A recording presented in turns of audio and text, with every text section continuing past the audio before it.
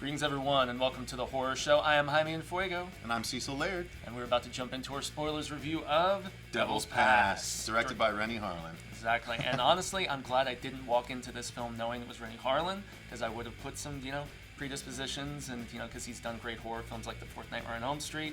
Heavily underrated in my opinion, Deep Blue Sea, which we mentioned in the regular review, but also didn't know anything about the whole mountain, being cursed or possessed or vortex, whatever. That was another thing. It was good to walk in, without knowing anything about it, because it really helped the element of mystery continue to Right. And then what happened what did we find out about who caused the avalanche? The crazy thing was there were townspeople and obviously government too that were kind of keeping an eye on them. The townspeople were trying to deter them because they knew what kind of heavy stuff that was going to go down if they stuck their nose where it didn't belong. Exactly. So. It was the townspeople's extreme way of protecting their secret, which isn't an altogether new idea in a horror movie, but it was still a good plot point in this particular movie. And that leads us to what they were trying to protect the secret, the town big from. Twist. The big twist. What's behind the door? And that it turns out that when they actually get into the door, the rest of the crew, except for the girl and two of the guys, and the girl and the guy who both die because they're the first to have sex in the film. In true horror cliche rules, they both get killed in the avalanche. They're killed off. That's what happens. They're the first to die. The only way the remaining three can get away from the townspeople that are trying to kill them is they flee into the door in the side of the mountain.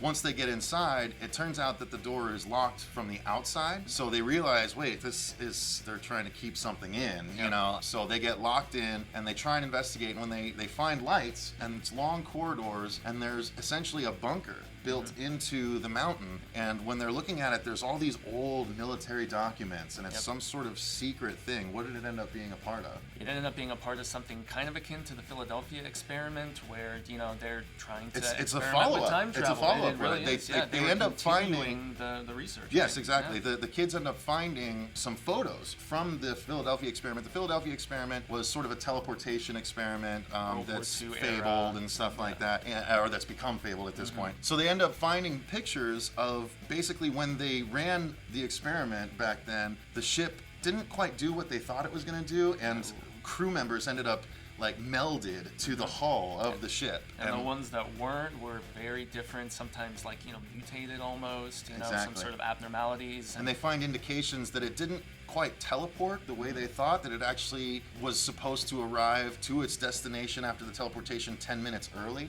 So there was an element of time travel involved.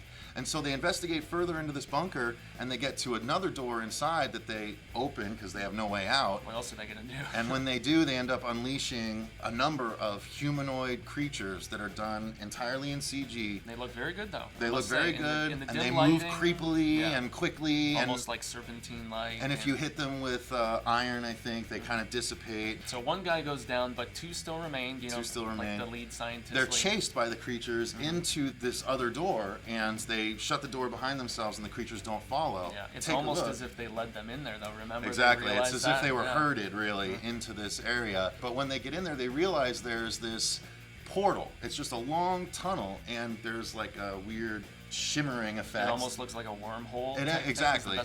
And so they just sit there and they're like, well, what do we do? And earlier in the movie, when they were investigating, they talked to an old Russian woman that in the Dyatlov incident, there were 9 people that went up to investigate. But this woman that they interviewed says she found 11 bodies and a strange machine. She had no idea what it was, but it was just sort of a throwaway line early in the movie. Because she was actually on the site. She was on the site. She helped us. She was there when she discovered the bodies, right? Or she was the one that discovered the bodies, rather. Or government swooped in. Exactly. So back to the present, the girl and the guy, they have the camera and they're like, well, what do? We go out to face the creatures, or we see where this goes. Yep.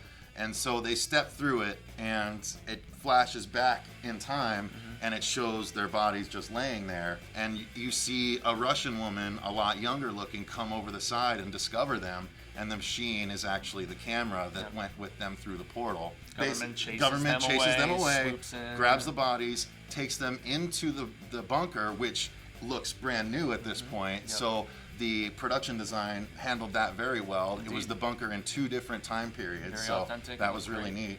Then they basically, when they take the bodies in, when they hang up the bodies, you see that the bodies have become warped and twisted. Just like the creatures and attacking them. And they look like the creatures. And then just before the end of the movie, they push in on the creatures and they start to look up and look around. So the 2 kids are actually the first of the creatures that then spawn more over time. And kind of a vicious circle. makes everything circular, as often happens, and we learned that time travel is nothing like Back to the Future, man. Yeah, exactly. That's for damn sure. Exactly. So I was really impressed with the movie. Yeah. I dug it. So check it out, guys. I hope you enjoyed the spoiler review of Devil's Pass. We appreciate you watching. Remember to like, share, and subscribe the video. Also have Facebook where you need to like us, share our stuff. We also have Twitter. Don't forget that. Follow Horror Show 666. Exactly. We also have a podcast. You can check it out or email us. The links to everything are down below. And just remember, guys, stay scared.